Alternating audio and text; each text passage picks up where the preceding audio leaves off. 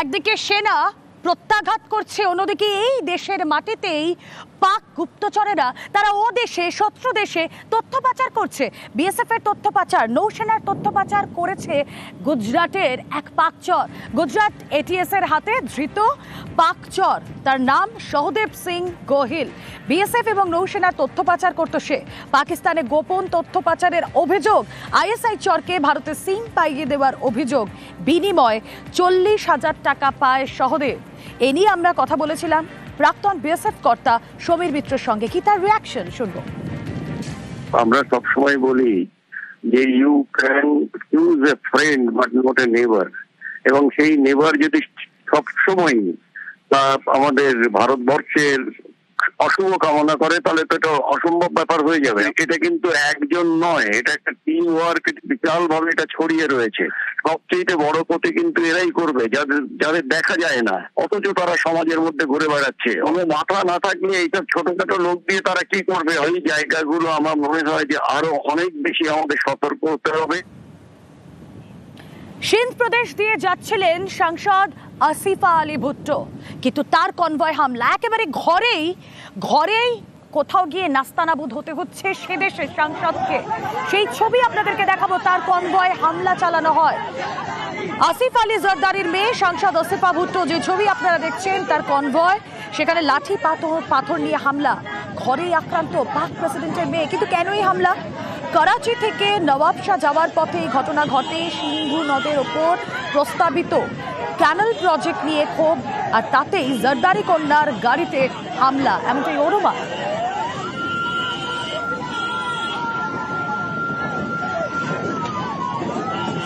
আমরা এই নিয়ে কথা বলেছিলাম আন্তর্জাতিক সম্পর্ক বিশেষজ্ঞ রাজাগোপাল ধর চক্রবর্তীর সঙ্গে। কি তার বক্তব্য শুনবো। প্রথম দেখা যাচ্ছে যে পাকিস্তানে সাধারণ মানুষ ক্ষিপ্ত হয়ে উঠেছেন। তারা মনে করছেন যে প্রতিবাদ ছাড়া তাদের পথ নেই, তাদেরকে কেউ রক্ষা করবে না, এরাই সমস্ত যা আছে, যেটুকুন জল আছে নিজেরাই ভোগ করে নেবে। সুতরাং এমন কথাও বন্ধ হবে এই জল যদি আটকে দেওয়া হয় বা কিছু হয়। তারপরে তারা বিক্ষুব্ধ হয়ে উঠেই যখন যাকে পারছে, আজকে বেনজির ভুট্টোকে ধরছে, অন্যদিন হয়তো আর্মি জেনারেলের নিতে পারে, ধরতে পারে। এবার সেই জায়গায় পরিস্থিতি তৈরি হয়েছে, পাকিস্তানের মানুষ জেগে উঠেছে।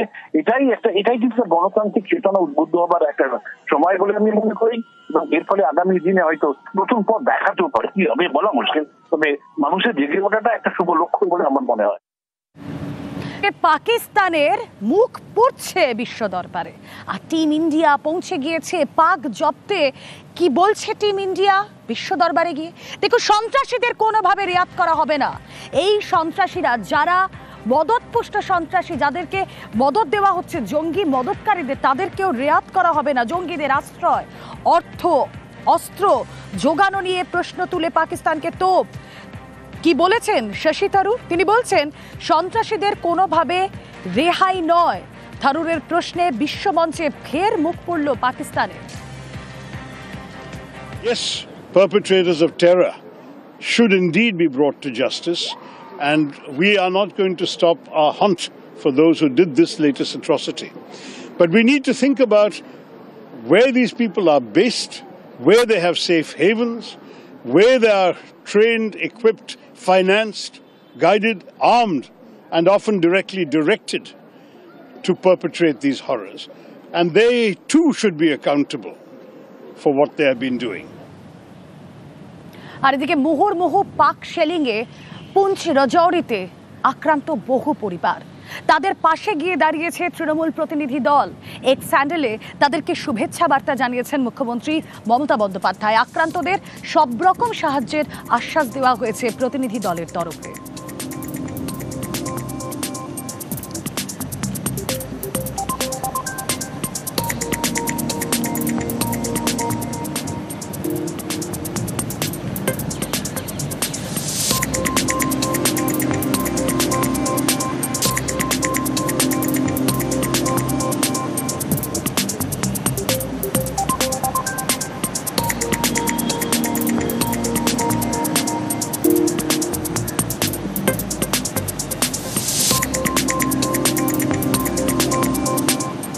বুধবার দিল্লি শ্রীনগর বিমানে বিপত্তি কেন বারবার করে ওই বিমানের হাই ড্রপ হচ্ছিল, এই নিয়ে ইতিমধ্যে তদন্ত শুরু হয়েছে। আর সেই তদন্তের জন্য ককপিট ভয়েস রেকর্ডারে নজর রাখছেন তদন্তকারীরা। পাশাপাশি দুই পাইলটের প্রশংসাও করেছেন কেন্দ্রীয় মন্ত্রী।